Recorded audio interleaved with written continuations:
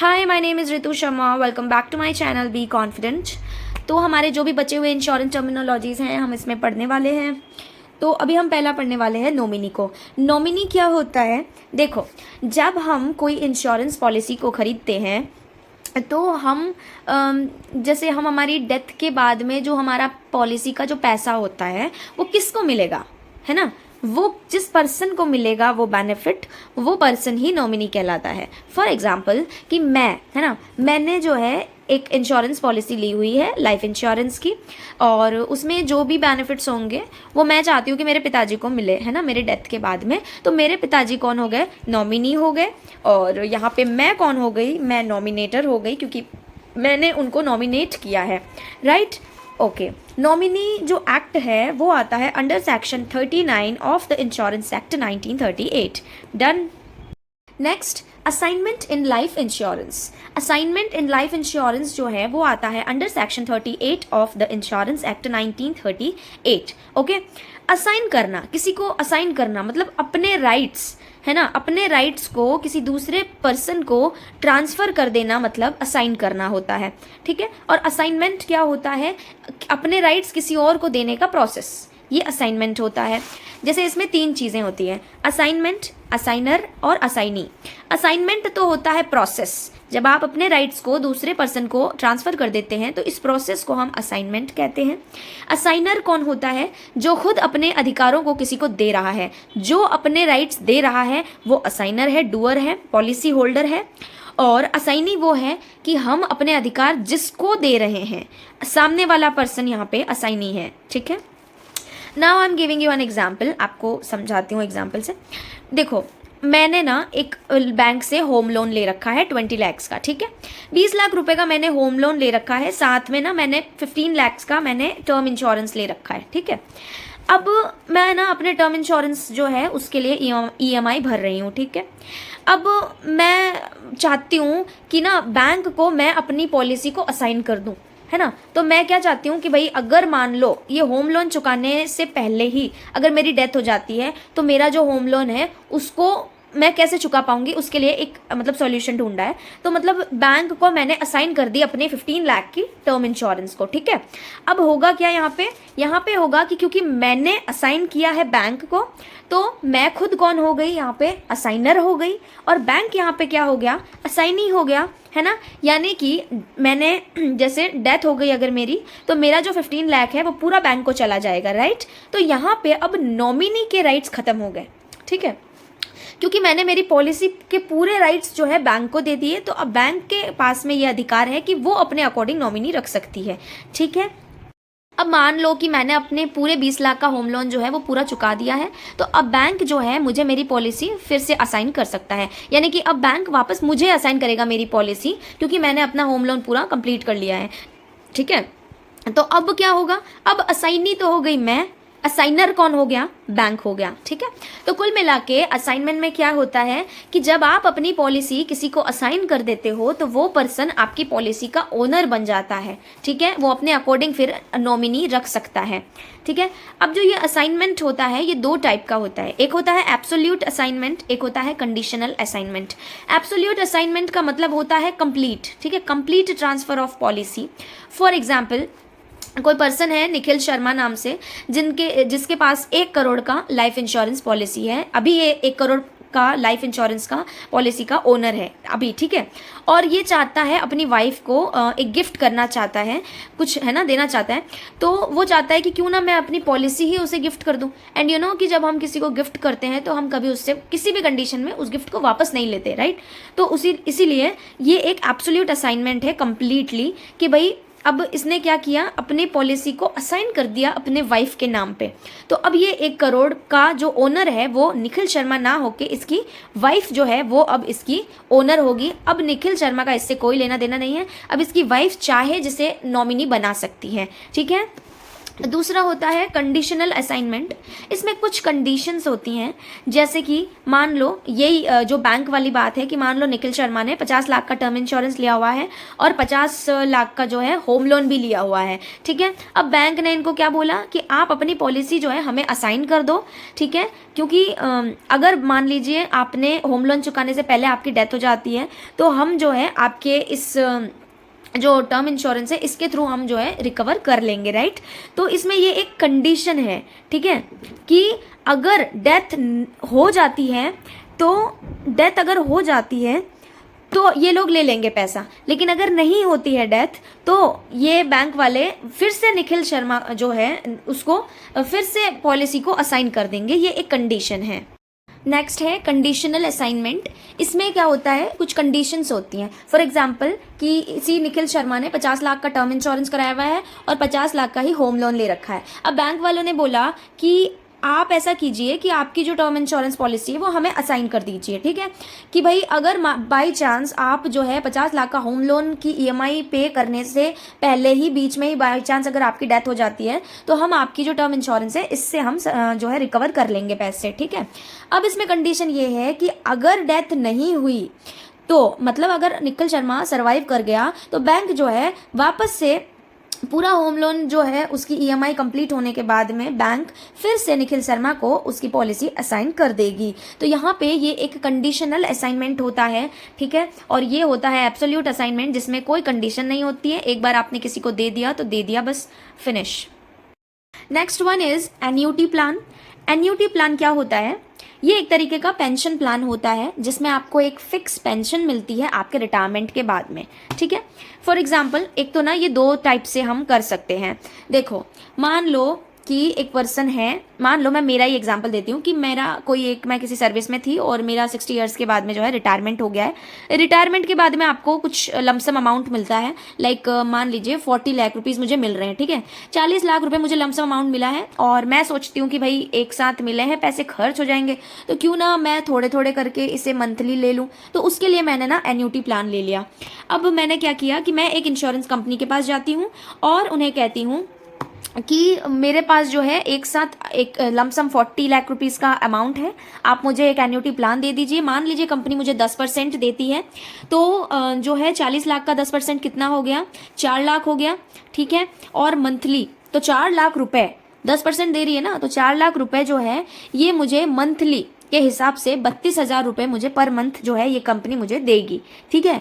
यानी कि अगर जब मेरी डेथ हो जाएगी तो मुझे पूरे 40 लाख रुपए वापस भी देगी और हर महीने मुझे 32,000 रुपये भी देगी। This is an annuity plan, ठीक है। दूसरा तरीका ये होता है कि मान लो आपके पास लमसम अमाउंट नहीं है लेकिन फिर भी आप चाहते हैं कि 60 इयर्स के बाद में आपको कुछ पैसे मंथली मिलते रहें, तो आप क्या करेंगे कि मान लीजिए आपकी जो एज है अभी 45 इयर्स है, आप 60 इयर्स तक 15 सालों के लिए कुछ कुछ अमाउंट पहले पे करेंगे, एक्यूमुलेट करेंगे, है ना, थोड़ा थोड़ा पैसा देंगे और फिर जो है ये लमसम अमाउंट बनाएंगे और फिर जब आपकी एज 60 इयर्स हो जाएगी तब आपको जो है कंपनी थोड़ा थोड़ा पेंशन देना स्टार्ट करेगी, ठीक है। तो एन्युटी प्लान दो प्रकार के होते हैं, एक होता है इमीडिएट एन्युटी प्लान, एक होता है डेफर्ड एन्युटी प्लान। इमीडिएट का मतलब होता है आप कंपनी को लमसम अमाउंट एक साथ दे देते हैं, यहाँ पे आप एक्यूमुलेशन फेज नहीं करते, मतलब एक्यूमुलेट नहीं करते हैं पैसे को, आपके पास ऑलरेडी है, आपने एक बार दे दिया और अगले ही महीने से जो है आपका मंथली पेंशन स्टार्ट हो जाता है। और डेफर्ड एन्युटी प्लान होता है जिसमें आप पहले पैसे को एक्यूमुलेट करते हैं, 10-15 साल तक जो है आप पहले पैसे इकट्ठे करते हैं, उसके बाद में आपको कंपनी जो है मंथली पेंशन देना स्टार्ट करती है। Now benefits under annuity plans, इसमें क्या होता है कि आपको क्या क्या बेनिफिट्स मिलते हैं। एक तो होता है लाइफ टाइम आपकी इनकम स्टार्ट हो जाती है, एवरी मंथ आपको पेंशन मिलता है, ठीक है, जब तक आप सर्वाइव करते हो, right. Return of purchase price, यानी कि अगर आपकी डेथ हो जाती है तो जो भी आप नॉमिनी रखते हैं उसको जो है आपने जितने पैसे उनको पूरे दिए थे एन्युटी प्लान के लिए लमसम, वो पूरा पैसा आपके नॉमिनी को मिल जाता है। गारंटीड इंटरेस्ट रेट होता है, गारंटीड होता है यानी कि अगर मार्केट कैसा भी चल रहा है आपको मंथली जिस रेट ऑफ इंटरेस्ट से बोला गया है आपको वो रेट ऑफ इंटरेस्ट मिलेगा ही मिलेगा। सिंगल प्रीमियम, यानी कि एक बार ही आपको मतलब लमसम अमाउंट देना होता है और जस्ट नेक्स्ट मंथ से ही जो है आपकी इनकम स्टार्ट हो जाती है, ठीक है। नेक्स्ट है ग्रेस पीरियड। ग्रेस पीरियड क्या होता है, ये जनरली हम लोग ना हेल्थ इंश्योरेंस के केस में इस वर्ड को यूज़ करते हैं। जैसे एक डेडलाइन दी जाती है, कुछ दिनों का टाइम पीरियड दिया जाता है जिसके अंदर ही आपको अपने जो है पॉलिसी को रिन्यू कराना होता है, उसको हम ग्रेस पीरियड कहते हैं। फॉर एग्जांपल मान लो कि मैंने टाटा एआईजी कंपनी से 25 लाख का जो है हेल्थ इंश्योरेंस ले रखा है, ठीक है, और 15,000 पर ईयर जो है मैं प्रीमियम भर रही हूँ, ठीक है। अब 1 जनवरी से 1 जनवरी जो है मेरी पॉलिसी रिन्यू होती है। अब मान लो 1 साल तक मैंने अपना 1 साल का प्रीमियम भर लिया और इस 1 साल के ड्यूरेशन में मेरी डेथ नहीं होती है, तो मुझे रिन्यू कराना पड़ेगा, ठीक है, नेक्स्ट ईयर के लिए। तो जब दूसरा ईयर आता है, जब 1 जनवरी आती है, तो मान लीजिए कि किसी भी रीज़न से जो है मैंने अपना पॉलिसी रिन्यू मैं नहीं करा पाई, ठीक है। अब जब मैं नहीं करा पाई तो अब कंपनी जो है, ये टाटा एआईजी कंपनी, मुझे जो है एक टाइम पीरियड देगी कि भाई 15 डेज का हम टाइम पीरियड देते हैं, आप उसके अंदर आप अपनी पॉलिसी को रिन्यू करा लीजिए। यानी कि 1 जनवरी से 15 जनवरी तक का टाइम जो है कंपनी मुझे देती है। तो जो ये 15 दिन का टाइम कंपनी ने मुझे दिया है मेरी पॉलिसी को रिन्यू करने के लिए, या जो प्रीमियम भरने के लिए टाइम दिया है, इस टाइम पीरियड को ही हम जो है ग्रेस पीरियड कहते हैं, ठीक है। अब हम बात करते हैं कि बाई चांस अगर हम इस 15 डेज में भी अपनी पॉलिसी को रिन्यू नहीं करा पाए, तो अब हमारी पॉलिसी जो है एक लैप्स पॉलिसी कहलाएगी। अब एक और कॉन्सेप्ट है, देखो, बाई चांस 1 से 15 जनवरी के बीच में, मान लो 3, 4, 5 कोई भी डेट पे आप मान लो, जैसे मेरी पॉलिसी है ना, मैं मान लो बीमार हो गई हूँ और मेरे को जो है हॉस्पिटल में भर्ती होना पड़ा है, मेरा ऑपरेशन हुआ है और कहीं ना कहीं मेरे को 10 लाख रुपए का खर्चा आ गया है। अब अगर मैं सोचती हूँ कि मेरी पॉलिसी तो कराई हुई है और थोड़ा सा टाइम भी मुझे कंपनी ने ही दिया है, 15 डेज का ग्रेस पीरियड, तो अब मेरा टाइम आ गया है कि मुझे जो है अपनी पॉलिसी को क्लेम करना है, तो मैं जो है कंपनी को क्लेम करने वाली हूँ बिल के लिए कि भाई मेरा क्लेम सेटल कर दो। तो ऐसा नहीं होगा, कंपनी अब मेरा क्लेम सेटल नहीं करेगी। कहने का मतलब ये है कि ग्रेस पीरियड के ड्यूरेशन में अगर कोई भी क्लेम आता है तो वो क्लेम सेटल नहीं होता है, ओके। ग्रेस पीरियड में जो कवरेज बेनिफिट होता है वो नहीं मिलता है, लेकिन जो पॉलिसी होती है वो एक्टिव होती है। ये क्या मतलब हुआ कि भाई बेनिफिट नहीं मिल रहा है लेकिन पॉलिसी एक्टिव है। इसका क्या मतलब है, लेट मी एक्सप्लेन यू। यहाँ पे हम एक टर्म पढ़ेंगे, वेटिंग पीरियड। वेटिंग पीरियड का क्या मतलब होता है, देखो कि ना कंपनी एक इनिशियल टाइम पीरियड डिसाइड करती है हर पॉलिसी के लिए कि भाई आपको पॉलिसी लेने के बाद में एटलीस्ट इतने साल तक का प्रीमियम आपने अगर भरा है तो फिर ही आपको जो है आपका क्लेम सेटल होगा, इतना टाइम आपको वेट करना ही पड़ेगा।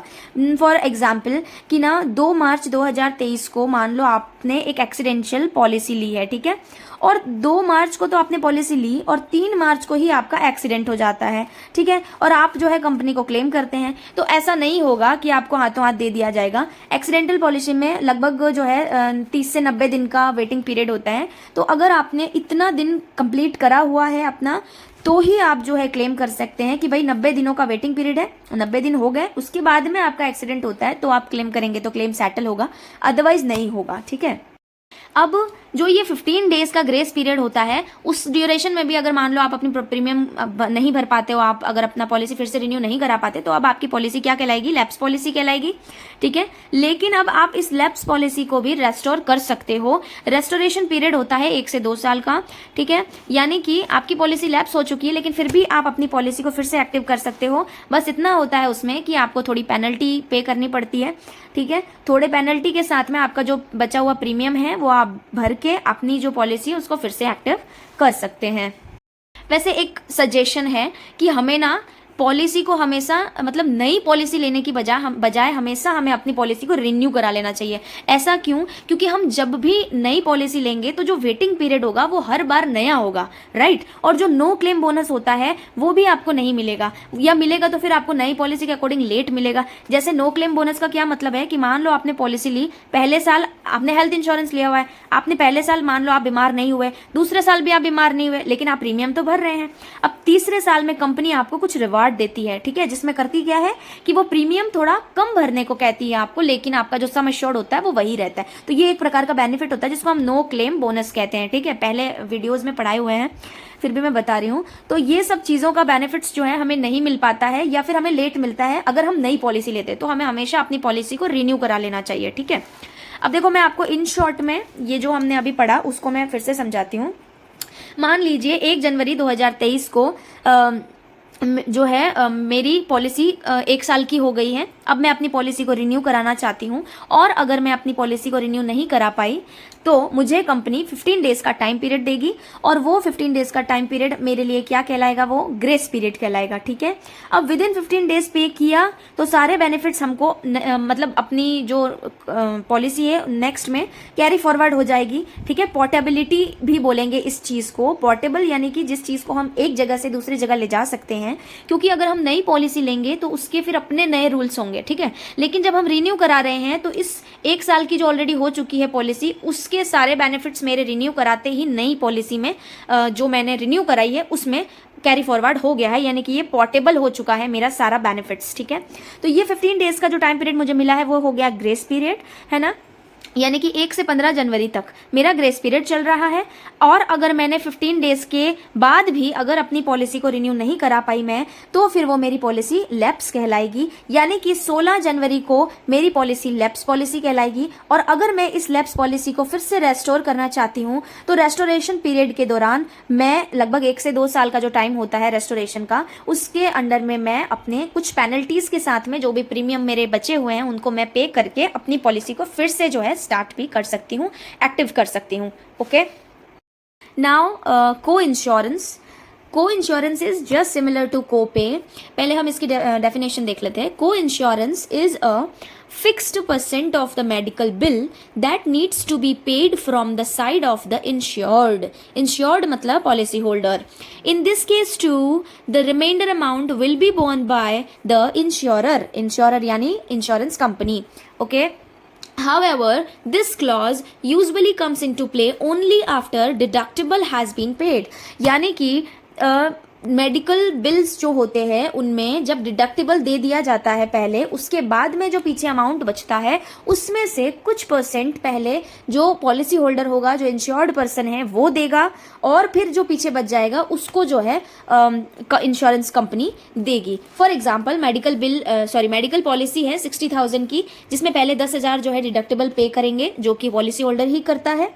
अब कुछ परसेंट होता है, यानी कि 30% मान लो को इंश्योरेंस में परसेंट दे रखा है, ये ठीक है, तो 30% जो देगा वो पॉलिसी होल्डर देगा, यानी कि 60 में से 10,000 डिडक्ट होने के बाद में 50,000 बचते हैं। उस 50,000 में से जो है 30% यानी कि 15,000 रुपए जो है पॉलिसी होल्डर देगा और जो पीछे बच गए 35,000 रुपीज़ वो कंपनी पे करेगी। को इंश्योरेंस मतलब मिल करके पे करेंगे कंपनी और पॉलिसी होल्डर आफ्टर डिडक्शन। ठीक है, डिडक्टिबल निकलने के बाद में जो अमाउंट बचता है उसमें से रेशियो जो होता है वो बांटा जाता है, जिसमें कुछ परसेंट पॉलिसी होल्डर दे देता है और बाकी का जो कुछ होता है वो कंपनी देती है। को इंश्योरेंस का एक और मतलब होता है कि जो 2 कंपनीज होती हैं वो मिल करके पे करती है। यहाँ पे तो हमने ऊपर क्या बात करी कि भाई पॉलिसी होल्डर और कंपनी मिलकर दे रही है, लेकिन इसको इंश्योरेंस का मतलब 2 कंपनीज भी मिल करके आपको पे करे, ये भी जो है एक प्रकार से को इंश्योरेंस होता है।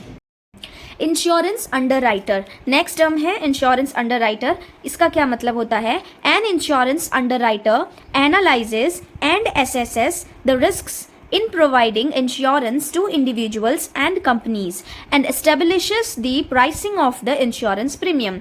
यानी कि जो हम प्रीमियम भरते हैं वो प्रीमियम किस कंडीशन में, किस प्रकार के रिस्क को कितना प्रीमियम पे करवाना है ना, ये सारी चीज़ें जो है डिसाइड करते हैं कुछ टूल्स का यूज़ करके, वो इंश्योरेंस अंडरराइटर होते हैं। अब वो टूल्स क्या हो सकते हैं?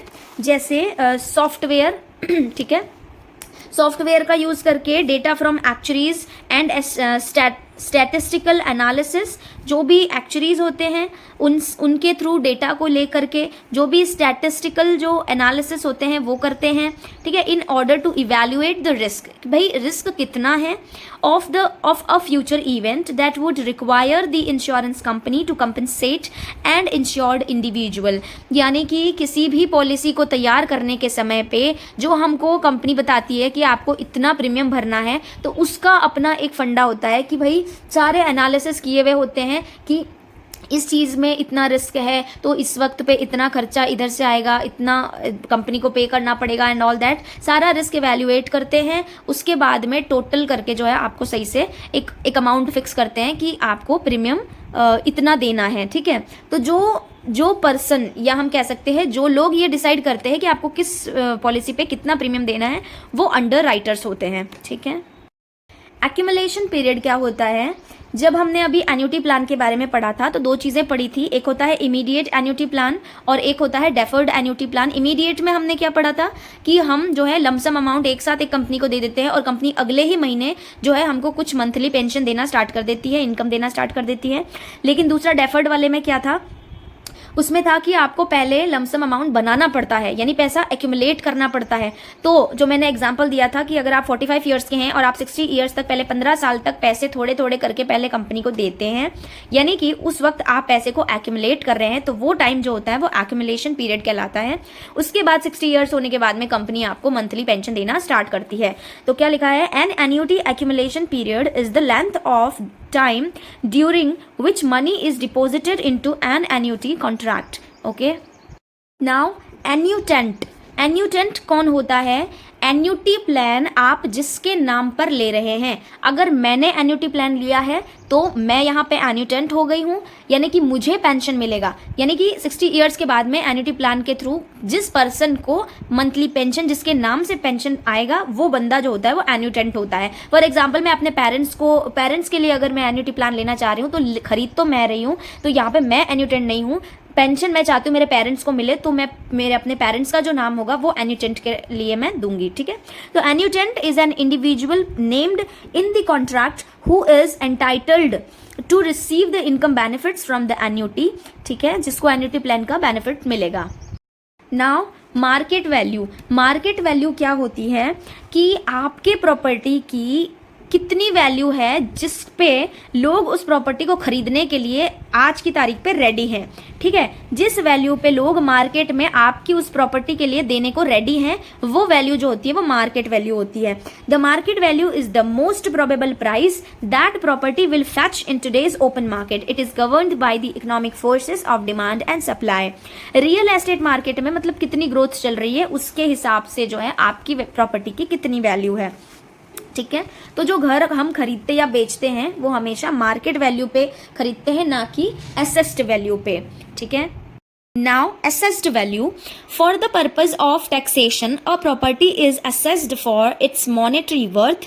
This ascertained price is known as assessed value. ठीक है, जो टैक्सेशन होता है उसके पर्पज से जब हम प्रॉपर्टी का असेसमेंट करते हैं, एक प्रॉपर मतलब एक पूरा एनुअल असेसमेंट होता है गवर्नमेंट एजेंसी के थ्रू, उससे जो वैल्यू डिसाइड होती है उसको असेस्ड वैल्यू बोलते हैं। This assessment is done at an annual basis considering factors such as property values and market conditions in the neighbouring areas. Governmental agencies like municipal corporation conduct this assessment for measuring applicability of property taxes based on the monetary value of the property. तो properly जो है एक assessment के through आपके property का पूरा assessment होता है, गवर्नमेंट एजेंसी करती है, आपकी जो मॉनेटरी वैल्यू है, मॉनेटरी वर्थ है आपकी प्रॉपर्टी का, उसको पूरा देखा जाता है, तो उससे जो वैल्यू निकल के आती है उसको हम असेस्ड वैल्यू कहते हैं। ठीक है, एडवर्स सिलेक्शन क्या होता है? Adverse selection is a phenomenon wherein the insurer is confronted with the probability of loss due to risk not factored in at the time of sale। जब कंपनी पॉलिसी को बेच रही है उस वक्त पे, चाहे पॉलिसी देने वाली कंपनी की तरफ से कोई मिस्टेक हो जाए या लेने वाले पॉलिसी होल्डर की तरफ से हो जाए, at the end of the day company को नुकसान हो रहा है अगर किसी भी रीज़न से, तो वो एक एडवर्स सिलेक्शन कहलाता है। अब ये दो तरीके से होता है, जैसे एक होता है कि जो इंश्योरेंस कंपनी है उसने जो है रिस्क को सही से असेस नहीं किया। जो अंडर राइटर्स हैं, मान लो अर्थक्वेक जोन वाला जो एरिया है वहाँ पे ना सारे लोगों को पॉलिसी दे दी। ठीक है, अब अंडर राइटिंग जो प्रोसेस है वो सही से किया नहीं कि भाई अगर मान लो वहाँ भूकंप आ गया तो सबको एक साथ पॉलिसी देनी पड़ेगी, है ना, सबको क्लेम सेटल करना पड़ेगा, तो फिर कंपनी तो दिवालिया हो जाएगी क्योंकि सारे ही लोगों को एक साथ देना पड़ेगा। अदरवाइज ऐसा नहीं होता है ना, 100 में से मान लो 10 जनों को अगर क्लेम सेटल करना पड़ रहा है तो ये कंपनी के लिए ईजी होता है। लेकिन अगर कहीं पे अर्थक्वेक जोन है तो वहाँ पे अगर भूकंप आएगा तो सबको ही अपनी पॉलिसी में मतलब क्लेम करेंगे ही ना, सबको ही, तो फिर कंपनी को दिक्कत हो जाएगी। दूसरा ये होता है कि मान लो कि प्रीमियम जो है वो कम आ रहा है और क्लेम सेटल कंपनी को ज़्यादा करना पड़ रहा है, तो ये एक एडवर्स सिलेक्शन है। ऊपर वाले में ये वाला जो चीज़ हुआ है यहाँ पे, ये मिस्टेक हुई है कंपनी से कि भाई उसने सही से रिस्क को एसेस किया नहीं और जो है सबको पॉलिसी दे दी, तो वो एक प्रकार से एडवर्स सिलेक्शन था कंपनी के लिए। यहाँ पे भी यही चीज़ है कि अगर आपको प्रीमियम कम मिल रहा है, क्लेम ज़्यादा सेटल करना पड़ रहा है, तो ये कंपनी के लिए एडवर्स सिलेक्शन है। या फिर इंश्योर्ड पर्सन जो पॉलिसी होल्डर है, उसने मान लो जानबूझ के कंपनी को जो है कोई इंपॉर्टेंट इन्फॉर्मेशन छुपा ली और उस इन्फॉर्मेशन को छुपाने की वजह से ही जो है वो अपना प्रीमियम कम भर रहा था, तो इसकी वजह से नुकसान किसको भुगतना पड़ रहा है? कंपनी को। तो ये भी कंपनी के लिए एडवर्स सिलेक्शन है। सिक पॉलिसी होल्डर्स बहुत ज़्यादा हैं लेकिन जो हेल्दी पॉलिसी होल्डर्स हैं वो कम है, तो ये भी एक एडवर्स सिलेक्शन है। कैसे कि सिक लोग हैं तो वो जल्दी बीमार हो जाएंगे और उनको जल्दी से क्लेम सेटल करवाना पड़ेगा क्योंकि वो क्लेम करेंगे, लेकिन अगर हेल्दी होंगे तो वो लोग प्रीमियम भरते रहेंगे लेकिन बीमार नहीं होंगे। तो ऐसे लोग तो चाहिए होते हैं कंपनी को, लेकिन अगर ऐसा नहीं हुआ तो कंपनी को नुकसान है। Non disclosure of critical information भी एक प्रकार का एडवर्स सिलेक्शन है, यानी कि अगर आप कोई इन्फॉर्मेशन छुपा रहे हो जिसकी वजह से आप जो है प्रीमियम को कम भर रहे हो, तो इससे कंपनी को नुकसान हो रहा है, कंपनी का ये एक एडवर्स सिलेक्शन होता है। ठीक है, तो ये था हमारा इंश्योरेंस टर्मिनोलॉजी का पार्ट 4। तो इसके 2 पार्ट और आएंगे और तब उसके बाद में हमारा इंश्योरेंस टर्मिनोलॉजी वाला सेक्शन कंप्लीट हो जाएगा। ठीक है, तो अगर आप लोगों को क्लास समझ में आई है, चीज़ें मैंने समझाया उस अकॉर्डिंग समझ में आ रही हैं, तो प्लीज़ वीडियो को लाइक ज़रूर करना। और अगर आपको लगता है कोई स्टूडेंट इंश्योरेंस अवेयरनेस पढ़ना चाहता है तो उसको ये शेयर भी ज़रूर करें। ओके, जय श्री राम सभी को।